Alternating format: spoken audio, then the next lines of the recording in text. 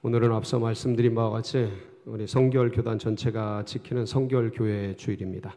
저희 교회가 소속되어 있는 교단 이름이 기독교 대한성결교회입니다. 기성이라고 이제 짧게 지칭을 하는데, 여기서 기독교라고 할 때 기독이라는 단어는 그리스도라는 단어의 한자 음력어입니다. 그러니까 기독이 그리스도인 거죠. 그러니까 그리스도교라는 뜻이에요. 기독교가. 그 그리스도가 뭐냐? 그러니까 메시아, 구원자라는 뜻입니다. 그래서 기독교 대한성결교회 하면 대한민국에서 예수 그리스도를 주로 섬기는 성결교회라는 뜻입니다. 교회는 우리가 너무 잘 알잖아요. 우리가 교회이니까. 그런데 성결교회잖아요. 성결이 뭘까? 저희 바로 이 단어 때문에 저희 성결교회, 저희 성결교단이 존재하게 됩니다. 성결교회는요, 1907년이죠. 5월 30일에 정빈, 김상준이라는 두 분이 동경성서대학에서 조선이죠. 그때 조선으로 돌아와서 경성 염곡, 그러니까 서울 지금으로 말하면 종로 1가 거기서 조선야소교 복음전도관, 지금 현재 이제 서울중앙성결교회의 전신이죠. 그것을 세우면서 시작이 됩니다. 그러니까 그게 뿌리죠. 그래서 이때는 사실은 1886년 이 당시에 벌써 장로교, 감리교가 들어오게 되니까 기존의 교회가 있었던 곳에 이제 성결교회가 들어오게 됩니다.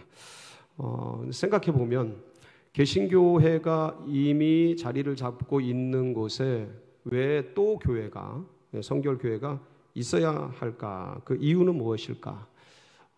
먼저 장로교, 감리교. 그때 당시에요. 조선 말기. 장로교를 좀 알아야 되는데, 감리교하고. 장로교라는 게 뭐냐면 쉽게 말하면 이겁니다. 장로라는 교회 성도의 대표자들을 통해서 대의적으로 교회 치리를 해나가는 제도적 교회. 이게 이제 장로교회예요. 그리고 감리교회라는 것은 감리사 있죠. 즉 감독이라고 합니다. 감독들을 지 교회에 파송을 하여서 그 감독들을 통해서 교회를 치리해가는 제도적 교회를 말합니다.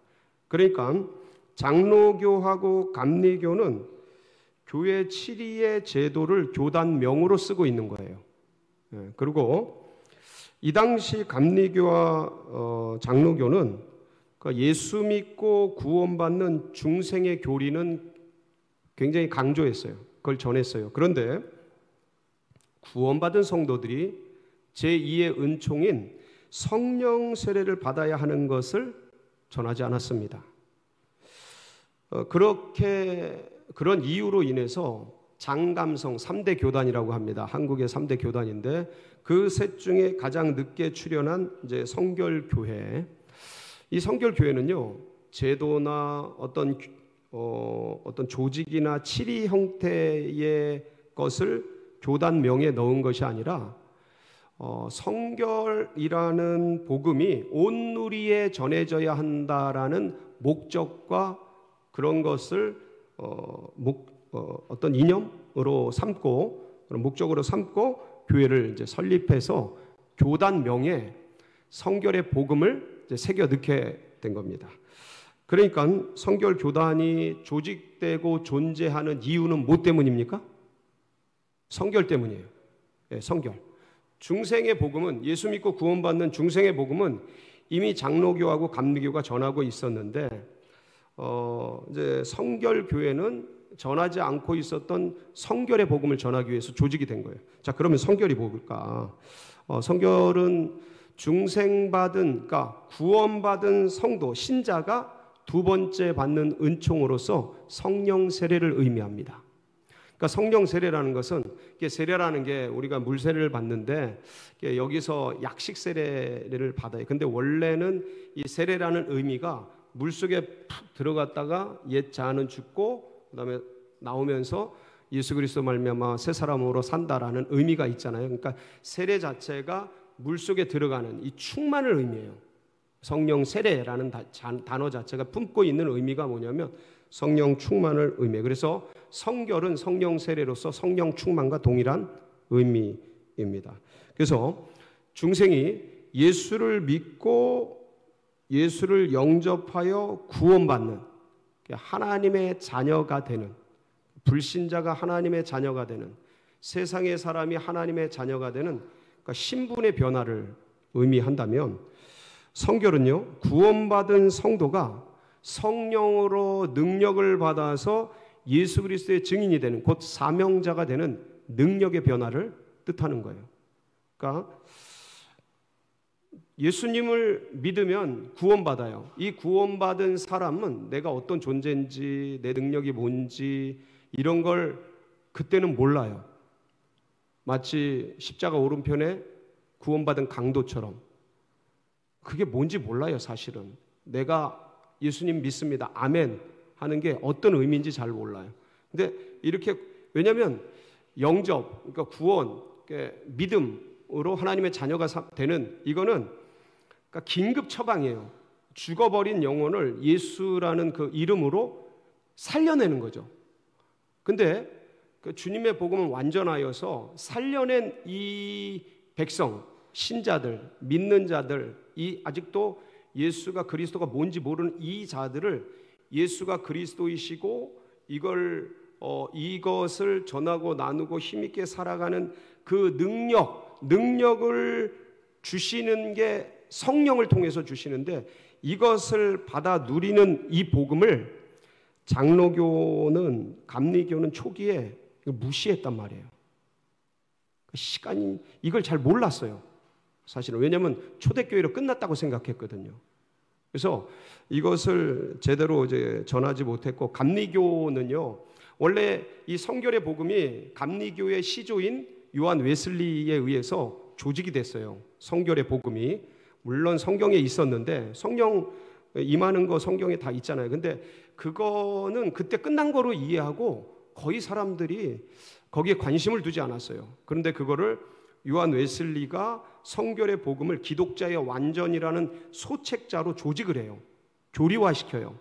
그래가지고 이걸 감리교도들이 전하라고 줬는데, 감리교도들은 뭔가 좀 이것들을 잊어버려요. 전하질 않아요. 조선에 들어온 장로교와 감리교는 예수 믿고 구원받으라는 중생의 복음은 열심히 전했는데, 구원받은 성도들이 그리스도를 전하고 그리스도인답게 살라고, 능력받아 살라고, 성령받아 살라고 하는 성결의 복음을 전하지 않은 거예요. 그래서 이 정빈과 김상준이 1907년 5월 30일 날 복음 전도관을 경성 염곡, 지금 종로 1가죠. 거기에 이제 조선 야소교 복음 전도관을 설립하면서 북치고 장구치고 뛰어나가서, 거리에 뛰어나가서 예수 믿으시오, 예수 믿으시오, 그리고 구원받으시오, 그러면서 전했던 복음이 중생성결 신유 재림의 온전한 복음이에요. 이 온전한 복음. 그러면서 외쳤던 게 뭐냐면, 불신자는 예수 믿고 구원받고 신자는 성령 받아 능력 입자, 증인되자, 이런 복음을 저희 성결교회 초기 신자들이 전했던 거예요. 그러니까 아무것도 성결, 성령 이런 거에 대해서 모르던 그 시대 가운데, 마치 조선 5,000년 역사 이렇게 이방신을 섬기던, 유불선을 섬기던, 애니미즘, 토테미즘을 섬기던 그들에게 예수 믿고 구원받으라는 중생의 복음을 전하던 그들에게 그것처럼 그것만이 전부인지 알고 있었던 세상 사람들에게 성령받아 능력받자라는, 성령받고 그리스도의 증인이 되자라는 이런 복음을 전하기 시작한 거예요. 센세이션을 했죠. 처음 듣는 거니까. 대단히 혁명적인 것이. 그래서 이 성결은요, 성결교회가 세워진 목적, 이유이고 우리가 존재하는 이유이면서 한국교회사의 굉장히 귀중한 역사적 자산이고요, 세계교회사의 보물이에요. 보물. 그래서 저희 성결교단 설립 목적 자체가 헌법에 새겨져 있어요. 교단헌법 총강 제1조 8장에 보면 본 교회의 사명이 있습니다. 거기 뭐라고 되어 있냐면, 곧 요한 웨슬리가 주장하던 성결의 도리를 어떻게 전하려는? 그대로 전하려는 목적하에 저희 성결교회가 설립이 된 거예요. 조직이 된 거예요. 그러니까 성결교회 교우들은 이 성령, 성결의 이 복음을 온 누리에 전하려는, 왜냐하면 예수 믿는 거는 즉석에서 돼요. 예수 믿자. 예수 믿으시오. 아멘. 근데 이 사람은 아무런 능력이 없어요. 세상을 이길, 세상에 나가서 예수가 그리스도인 걸 증언할, 그러니까 우리도 어릴 때 예수 믿고 아멘하러 영접했지만 그게 뭔 의미인지 뭔 뜻인지, 그러니까 살아는 났는데, 예수 믿어서 살아는, 영접해서 영이 살아는 났는데 이 성이 자라고 이 아이가, 이 영적 아이가 자라고 능력받고 예수가 그리스도이심을 깨닫고, 그래서 그분이 온 세상이 구주시고 이 예수를 전하자라는 증인의 힘과 능력과, 이게 어디서 공급이 되냐면 성령에 의해서 공급이 되는데, 이거를 안 가르친 거예요. 이거를. 근데 성결 교우들이 이것을 북치고 장구치면서 전하기 시작한 거예요. 그러니까 그때는 약간 좀 이단스러웠죠. 취급받았죠. 예, 쟤들 너무 광신적인 거 아니야? 미신적인 거. 근데 성경을 보니까 정확한 거예요, 그게. 그래가지고 이 예수님께서요, 이런 일들을 위해서 두 가지 큰 약속을 하셔요. 물론 많은 약속이 있는데 그 중에서 제일 큰 약속 두 가지가 뭐냐면, 하나는 뭐냐면 이 너희들이 보는 이 모습 그대로 내가 다시 오리라는 재림에 대한 약속이에요.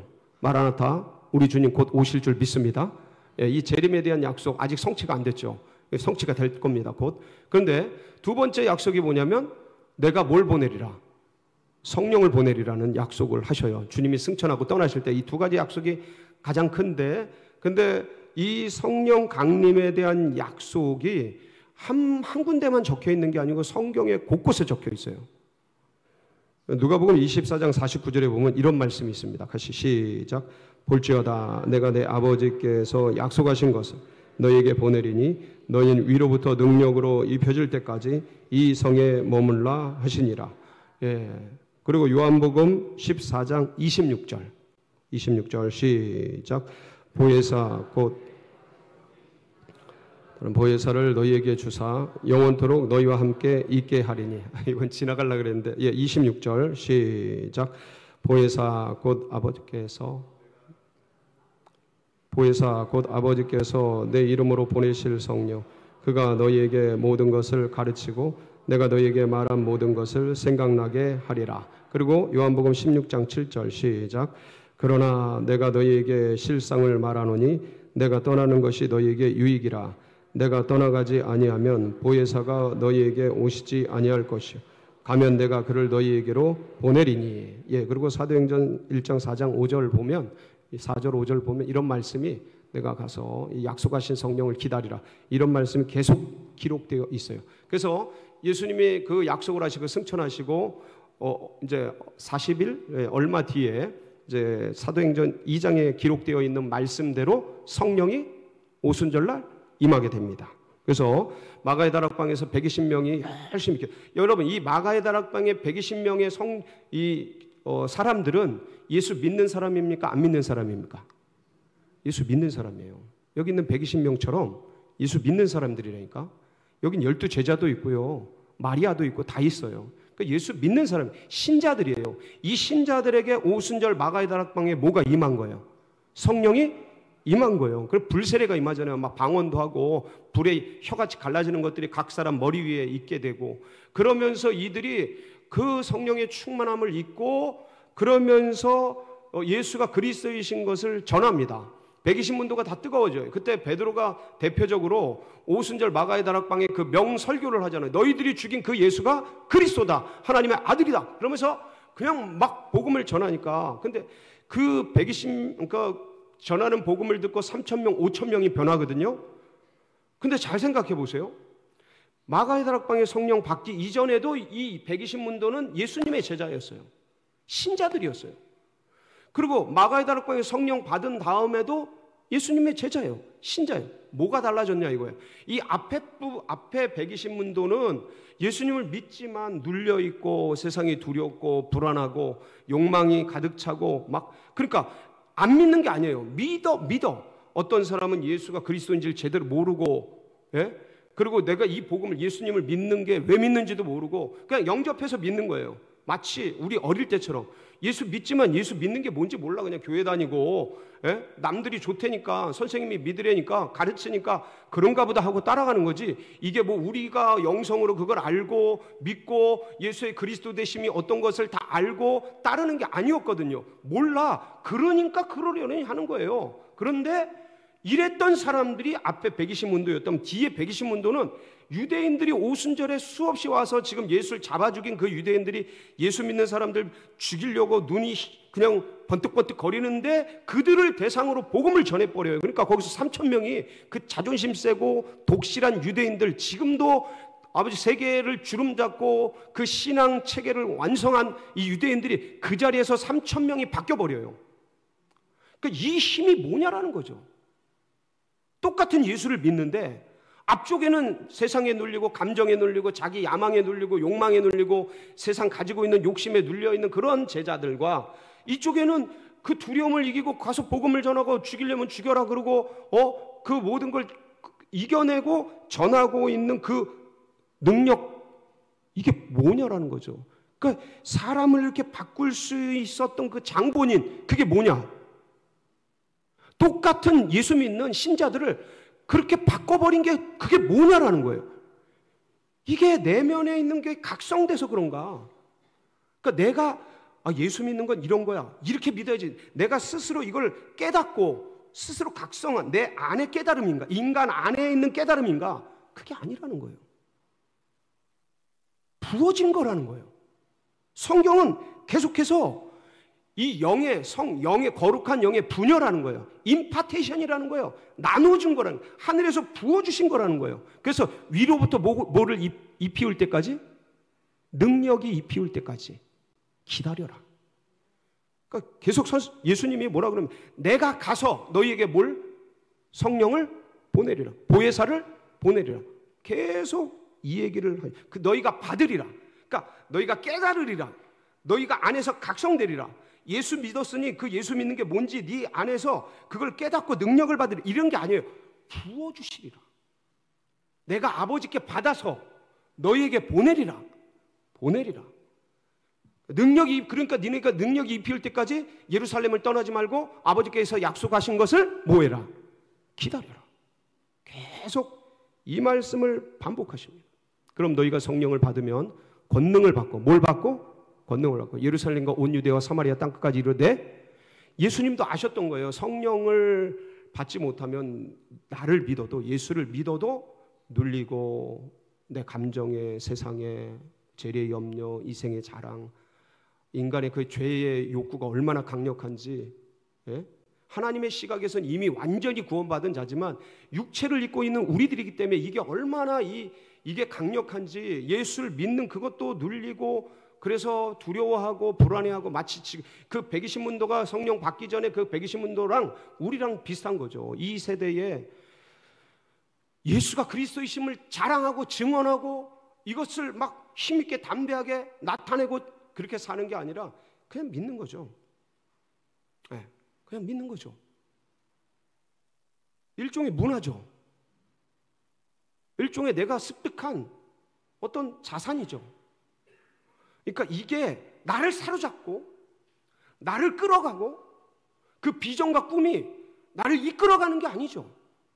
내가 믿는 거죠. 글쎄요, 다들 그렇게 사니까.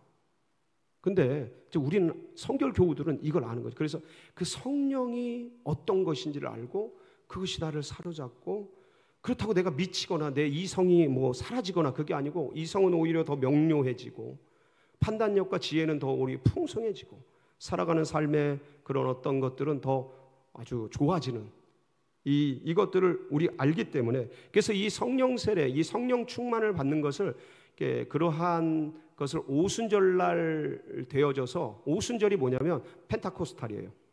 그래서 이런 교파를 펜타코스탈 오순절파라고 해요. 달리 말하면 성령파라고 합니다. 근데 이게 이제 서구에서 이런 것들이 되게 약간 도외시 됐어요. 왜냐하면 서구인들도요 되게 좀 쾌활하고 명랑할 것 같고 막 이런 거에 열려 있을 것 같고 그렇지만 그게 아니고 오히려 약간 광신적이고 약간 이렇게 미신적이고 이게 뭔가 미친 듯한 이런 행위에 대해서 약간 터부시했어요. 그래서 이게 오순절날 마가의 다락방의 이례적인 사건으로 끝났다 이렇게 믿었어요. 그 복음이, 그 장로교와 감리교의 복음이 조선에 온 거예요. 조선에 와서 이게 이제 중생의 복음이잖아요. 예수 믿고 구원받는 거. 이 중생의 복음이 전부인 줄 알고 그렇게 살 뻔했어요. 조선의 사람들이.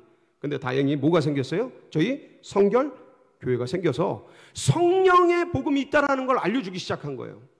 이 깃발을 든 거죠. 그러니까 이게 사실은 한국 그래서 그 이후에 이 성결교회를 통해 성령의 복음이, 성결의 복음이 소개되면서 지금은 이걸 부인하는 교회는 거의 없어요. 원래 장로교는 이거 부인했습니다. 초기에. 이 성결의 복음을 성령이 지금도 우리에게 부어주고 있다라는 것을 부인했어요. 무시했어요. 안전했어요. 감리교도. 감리교 자신의 교조인 요한 웨슬리가 이걸 만들었는데 이걸 안전했다니까? 무시하고. 근데 성결교회가 이 유산을, 성경에 예수 그리스도의 이 유산을 받들어서 전하기 시작했고, 중생의 복음과 더불어 성결의 복음을 전함으로 양날개, 복음의 양날개, 온전한 복음을 전하기 시작한 거죠. 그러니까 이게 굉장히 한국 교회를 부욕했고요. 지금 장감성 내지는 뭐 나사렛이든 모든 어떤 교파든 성령의 역사, 성결의 복음을 거부하는 데는 지금 없어요. 이 유산이 누구에게서 온 거냐? 성결교회. 할렐루야. 이게 굉장한 은혜입니다. 이게 엄청난. 그 세계 교회가, 이게 서구 교회가 이 성령에 대해서 굉장히 약합니다.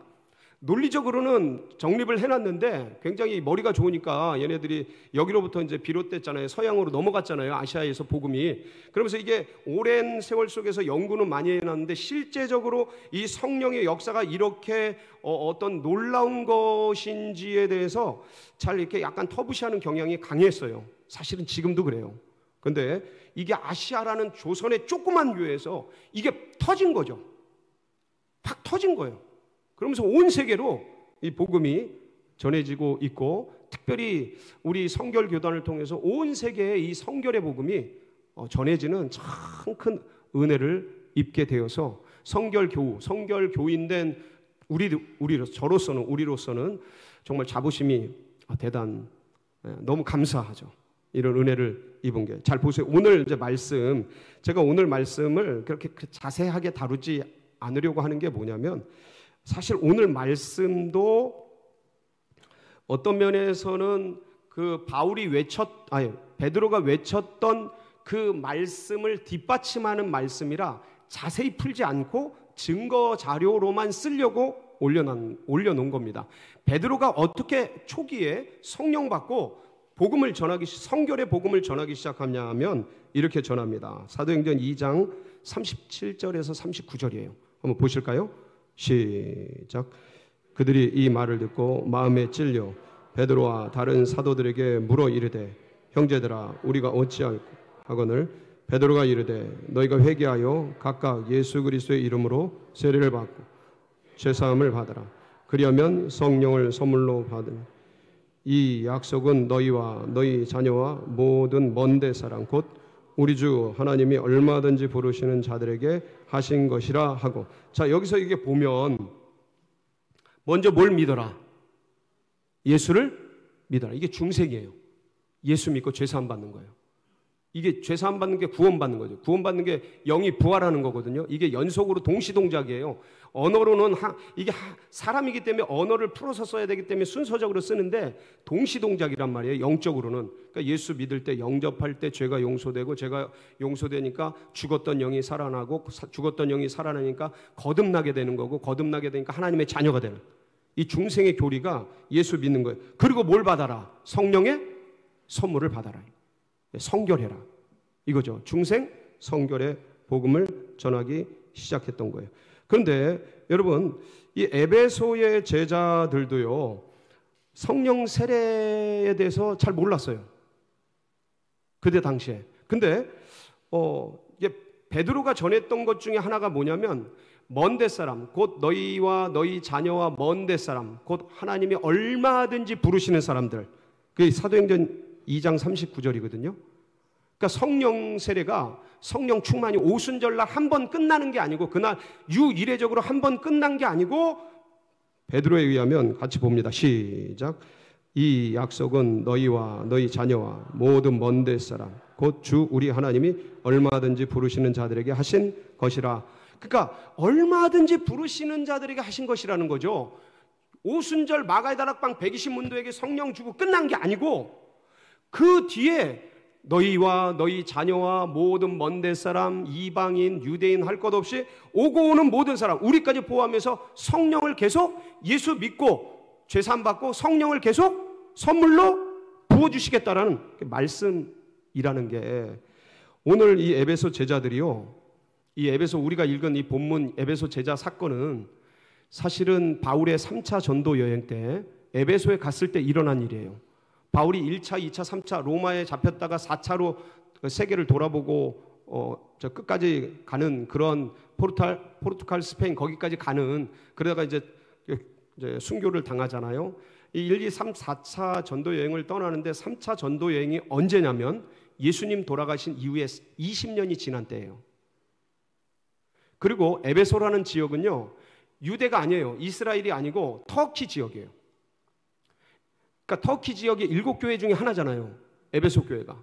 그리고 이 12제자는 유대인들이 아니에요. 에베소에 있는 터키 이방인들 예수님의 제자들이란 말이에요. 여기서 이 사람들이 예수를 안 믿었다고 말할 수는 없잖아요. 예수님의 제자들이니까. 그때 당시에 목숨 걸고 믿었거든요. 그러니까 예수님을 믿는다, 제자다, 이거는 진짜 대단한 헌신이었어요, 당시에는. 그러니까 시대가 달라요. 20년이 지난. 그리고 지역이 달라요. 이스라엘이 아니에요. 터키예요. 이방인 지역이에요. 그리고 대상이 달라요. 사람이 달라요. 유대인들이 아니에요. 이들은 터키, 그러니까 헬라 내지는 그쪽 이방인 사람들이에요. 그러니까 대상, 지역, 장소, 시간 이게 다 다른데 바울이 딱 보니까 예수 믿는다고 하는데 뭐밖에 모르는 것 같은 거예요? 물세례, 그러니까 요한의 세례라 그래요. 이걸 물세례라 그러는데 요한의 세례밖에 모르는 것 같아요. 말하는 걸 들어보면 알거든요. 이 사람들이요, 이렇게 대화를 해보면 아, 이분이 영의 세계를 아는구나, 성령의 세계를 접했구나, 성령의 세계를 사모하는구나, 이것과 아, 말씀은 되게 열심히 읽고 교회 생활은 열심히 하는데 영의 세계를 모르는구나, 이걸 대화해보면 그냥 압니다. 그냥 알아요. 지금도 알아요. 지금도. 근데 바울이 대화를 해보니까 모르는 거야. 그래서 그들에게 뭐라고 얘기하냐면 너희들 물세례를, 그 당시 물세례는 세례 요한의 세례입니다. 요한의 세례예요. 너희들이 요한의 세례를 받았는데 혹시 성령을 받았느냐 물으니까 성령이 있음도 듣지 못한 거예요. 마치 우리 조선 초기에 예수 믿었던 사람들처럼 예수는 믿는데 성령이 있음도 듣지를 못한 거예요. 그래서 이 바울이 너희가 물세례, 곧 세례 요한의 세례를 받았는데 요한이 세례를 전할 때, 물세례를 할 때 뭐라고 얘기했냐면 나는 물로 너희에게 세례를 베풀지만 내 뒤에 오시는 이는 능력이 많아서 불과 성령으로 세례를 베풀리라. 그러면서 말씀을 전했다. 그러면서 이 뒤에 오시는 그분의 신들매, 신발끈 풀기도 감당치 못하겠다고 하면서 높였던 그분이 누구냐면 예수님이다. 니들이 알고 있는 그 예수님이다. 근데 그 예수님이 예수 믿는 것뿐만 아니라 또다시 보내주신 게 있는데 그게 성령이야. 그 성령의 세례를 받으라고 주님께서 말씀하셨어. 그러면서 이 12제자에게 바울이 성령 세례를 베풉니다. 안수하니까 성령이 쫙 임해요. 그러면서 뭐예요? 방언도 하고 하나님 살아계심을 찬양하는 그 일들이 일어나게 된 거예요. 그러면서 그럼 여러분 생각을 해보자. 바울이 어떻게 그 제자들이 예수만 알고 성령을 모른다는 것을 알았을까요? 여러분 생각을 해보세요. 아니 예수를 믿는데 성령을 모르는 것 같다. 이걸 어떻게 알았을까 바울이? 바울도 경험을 했잖아요. 어디서요? 다메섹 도상에서 예수 핍박하고 예수 믿는 자들을 잡아들이던 이 바울이 다메섹 도상에서 누굴 만나요? 예수님을 만나잖아요. 주여 니시니까 나는 네가 핍박하는 예수다. 그러면서 정오의 빛보다 더 찬란한 빛에 쏘여서 눈은 떴는데 보이지 않는 그래 예수의 음성 듣고 예수님을 만난단 말이에요. 근데 여러분, 그리고 예수님을 만났다라는 것은 우리의 용어로 예수님을 믿게 된 거예요. 부인할 수 없는 사실이에요. 다메섹 도상에서 정통으로 만난 거예요. 그렇죠? 근데 3일 동안 금식하면서 이분이 기도를 하면서 아마도 굉장히 혼란했을 거예요. 내가 핍박하던 예수가 진짜 살아있는 분이셨구나. 와, 그분이 아니 이게 이단인 줄 알았더니 진짜 하나님의 아들이셨네. 이거 굉장히 혼란했을 겁니다. 그러면서 내가 연구했던 구약의 모든 학문들이 이분을 증거한 거였네.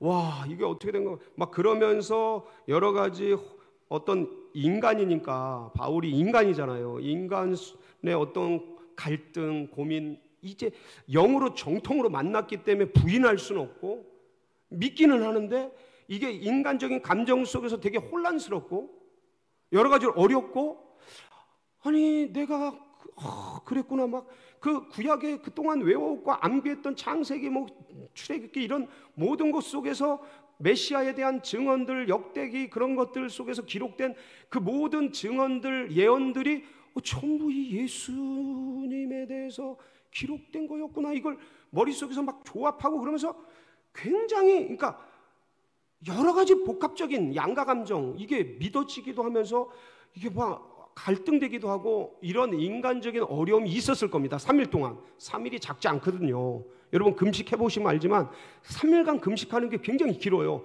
그러니까 별 생각을 다 했을 거예요. 그때 아나니아가 찾아옵니다. 아나니아라는 예수의 제자가 찾아와요. 예수님이 직접 보내요. 가서 기도하고 있는데 기도해라. 그 다메섹의 제자를 핍박하러 오는 사람인 줄 알고 있는데 주님, 그러니까 내가 택한 나의 그릇이다. 가서 기도해라. 성령으로. 그래가지고 아나니아가 와서 기도하고 있는 바울의 안수를 합니다. 그게 뭐냐면 사도행전 9장 한번 볼까요? 17절로 20절 시작. 아나니아가 떠나 그 집에 들어가서 그에게 안수하여 이르되 형제 사울아, 주 곧 네가 오는 길에서 나타나셨던 예수께서 나를 보내어 너로 다시 보게 하시고 성령으로 충만하게 하신다 하니 즉시 사울의 눈에서 비늘 같은 것이 벗어져 다시 보게 된지라. 일어나 세례를 받고 음식을 먹음에 강건하여지니라. 사울이 다메섹에 있는 제자들과 함께 며칠 있을새 즉시로 각 회당에서 예수가 하나님의 아들이심을 전파. 자, 만났어. 정통으로 만났고, 그리고 이게 안 믿을 수가 없잖아요. 그렇지만 막 고민이 되기도 하고 어려움이 되기도 하는데 아나니아가 와서 안수하니까 성령의 충만함을 받는. 그러면서 내가 만난 그 예수가 그리스도라는 확신이 확 들어오는 거죠. 이거는 내면에서 이게 인간적인 언어가 되게 짧은데 다 표현을 못 하는데 이게 분명히 인간이 깨닫는 거예요. 이거는 예수님 그분이 그리스도고, 이 인간이 깨닫는데 이 깨달음의 원형, 기원, 출처가 인간이 아닌 거예요. 이거는 하늘에서 부어주시는 거예요. 비춰주시는 거예요. 열어주시는 거예요. 인간을 알게 하시는 거죠. 근데 이건 내가 깨닫는데 그 깨달음의 근원이 내가 아니라는 거죠. 이거 하늘에서 부어지는 거예요. 그 예수가 그리스도인 걸 아니까 뛰쳐나간 거죠. 내가 핍박해 왔는데, 내가 죽여 왔는데, 내가 감옥에 가뒀는데 그 예수가 진짜 그리스도 하나님의 아들이시라는 걸 알게 된 거니까 뛰쳐나가는 거예요. 그래서 그리스도다 전하기 시작한 거예요. 여러분, 이게 바울에게만 일어난 사건이 아니고 베드로에게만 일어난 사건이 아니고 백이시문도에게만 일어난 사건이 아니고 에베소의 12제자에게만 일어난 사건이 아니고 1738년 5월 24일 저녁 8시 45분 이게 이제 요한 웨슬리라는 영국의 걸출한 신학자에게도 일어나게 됩니다. 사실 그동안 이 성결의 복음이 이렇게 성경에서 곳곳에 알려지고 드러났지만 다 가려졌거든요. 제가 아까 말씀드렸잖아요. 서구에 건너가면서 서구인들이 이걸 약간 터부시해왔다. 그러면서 가려졌어요. 중생의 복음, 예수 믿고 구원받는 이 복음은 찬란하게 전파됐는데 성결의 복음은 가려졌다니까요. 가려지면서 1738년 5월 24일 영국의 옥스포드의 유명한 신학자, 귀재, 천재죠. 예? 이 요한 웨슬리가 사실은 목사였어요. 이 당시에 목사였고 선교사였는데 대서양을 건너가다가 선교사로 대서양을 건너가다가 난파를 당하게, 그러니까 폭풍을 만나게 돼요. 근데 거기서 자기는 폭풍이 두려워서 죽는 게 두려워서 막 겁내고 있는데 한쪽 구석에 어떤 교인들이 막 하나님을 찬양하고 그 폭풍 속에서 주님을 나중에 알게 됐는데 그게 모라비안 교도였던 거예요. 그래서 이 웨슬리가 아니 나는 예수 믿는 사람인데 이렇게 불안하고 두렵고 폭풍 속에서 죽음에 대한 겁도 나고 막 그랬는데 아니 당신들은 어떻게 거기서 그 상황에서 하나님을 찬양합니까? 두렵지 않습니까? 이런 질문을 가지고 대화하면서 그러고 고민하면서 나는 예수를 믿는데 왜 이런가? 왜 나는 이런가? 왜 이렇게 사나? 이런 고민 속에서 있다가 1738년 5월 24일 저녁 8시 45분에 그 모라비안 교도들이 집회를 인도하는 집회에 가서 한 성도가 로마서 서문을 읽는 걸 들으면서 성령을 받게 돼요. 거기서 성령을 받게 돼요. 그러면서 바울이 마치 그 아나니아가 보내와서 성령 세례받고 비늘이 벗겨졌다 그래. 눈이 활짝 열리면서 예수가 그리스도인 걸 알았듯이 그동안 옥스포드의 대단히 유명한 이 목사님이셨어요. 이분이 웨슬리가 진짜 대단한 사람이에요. 히브리어, 라틴어, 이런 헬라어에 정통하고 아주 뛰어난 그런 분이셨는데 그렇게 예수님에 대해서 알기는 하고 믿기는 하지만 이게 막 두렵고 불안하고 다 그렇죠. 뭐 우리도 그런데 근데 이제 성령을 거기서 받은 거예요. 그러면서 이분이 이런 세계가 있었구나. 그러면서 이 성결의 교리를 기독자의 완전이라는 소책자에 이거를 교리화시킵니다. 그러니까 역사 속에서 잃어버렸던 그 한 축 복음의 한 축 날개를 복원한 거죠. 웨슬리가. 여러분 시간 되시고 기회가 되시면 기독자의 완전 한번 읽어보세요. 이렇게 얇고 작아요. 뭐 한 몇 시간이면 금방 읽어. 그러니까 그것이 이제 드러나면서 이 웨슬리는 일평생 성결의 복음을 전하면서 살다가 가게 돼요. 마음이 뜨거워지는 거예요. 네. 그러니까 머리로 알던 예수 그리스도, 영접만한 그 예수 그리스도가 영으로 알게 되는 거죠. 이런 놀라운 역사를 경험하게 되는데 저도요 사실은 중생밖에 모르는 사람이었어요. 근데 1996년이죠. 홍천 DTS 가서 성령론을 제가 듣게 돼요. 제가 왜 성결 교회에서 자라났지만 성령도 알고 다 아는데 근데 교리적으로 그런 걸 배우긴 했는데 제 기본적인 그 어떤 신앙 자체가 중생을 기반으로 한 신앙이었어요. 그래서 어떻게 이해했냐면 장로교인들처럼 이해한 거죠. 예수님 믿을 때 그때 성령이 오시고 성령이 아니고선 예수를 주라 시인할 수 없으니까 예수를 믿을 때 아멘 할 때 성령이 오셔서 그러니까 믿을 때 성령이 오셔서 이 성령께서 우리를 그러니까 그때 이미 완전하게 성령이 오시는 거다. 그래서 우리가 그러니까 모르다가 성령을 깨닫고 성령의 은혜 속에서 자라나면서 예수를 더 알아가는 거지 제 두 번째 은총이 성령을 또다시 받는 게 아니다. 이게 장로교의 교리거든요. 저도 그렇게 알고 있었어요. 그런데 이 홍천 DTS 가서 아니 성령론을 강의하는데 홍 목사님이셨어요. 이분이 강의를 하는데 도무지 이 성결교회 교리로 성령론을 강의하는 거예요. 근데 저는 중생을 기반으로 한 성령론밖에 모르던 터라 제가 손들고 강의하고 있는데 이렇게 설교하고 있는데 강의하고 있는데 제가 손들고 목사님 그건 아닌데요. 아니 예수 믿을 때 성령으로 믿고 그때 성령이 다 오시는 거지 무슨 예수 믿고 또 무슨 성령을 또 받습니까? 그러니까 제 논리가 그때는 맞는 것처럼 보이니까 애들이 맞아 봉수 말이 맞아요. 그러면서 강의가 중단됐어요. 성령론 DTS 강의가 중단됐어요. 그래가지고 내가 맞다고 막 뻐기다가 근데 나중에 이제 그러다가 나중에 다시 이제 성령론이 재개가 되고 어쨌든 강의는 진행돼야 되니까. 근데 이제 그 목사님이 저를 가운데로 부르더라고요. 그래서 기도 시간이 된 거예요. 기도 시간. 기도를 하는데 그때 성령 누가 제일 많이 받았겠어요? 제가 완전히 뒤집어진 거예요. 거기서. 여러분 그러니까 혹시 이제 우리 성령 계속 받아야 되잖아요. 그게 술 취하지 말라 이는 성령 방탕한 것이 오직 성령의 충만을 받으라. 이게 현재 명령법이거든요. 현재 명령법은 지속 반복 계속이에요. 예, 그러니까 반복적으로 계속 받는 건데 혹시 이제 성령에 대해서 미진하고 지금 사실 이제 이런 신앙생활을 이렇게 기본적으로 해나가면서 성령 충만 받기가 되게 쉽지 않습니다. 생각보다. 그래서 혹시 성령 충만이 필요한 분들은 제 이 설교를 듣고 야, 이 성령이 굉장히 엄청난 복음이구나.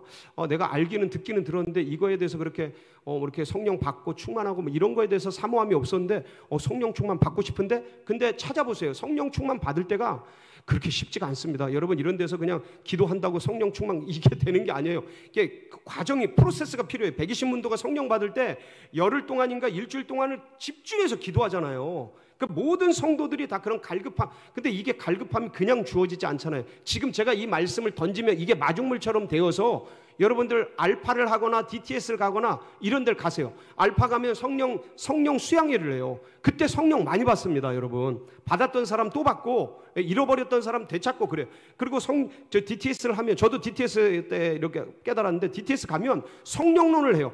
그리고 성령론 속에서 성령 충만 기도를 하고. 그러니까 여러분 꼭 그렇게 해서 성령의 은혜를 받는. 그래서 여러분 이 성결의 복음이 구원이요, 예수 믿고 구원받는 이게 전부가 아니라니까. 이거는 영접만 하면 살려주잖아요. 그러니까 응급하게 사람을 살려놓은 거예요. 신분의 변화만 일으킨 거예요. 진짜 능력은 어디서 오냐면 영을 통해요. 이게 성결의 복음이에요. 근데 이걸 지금도 모르는 사람이 많아요.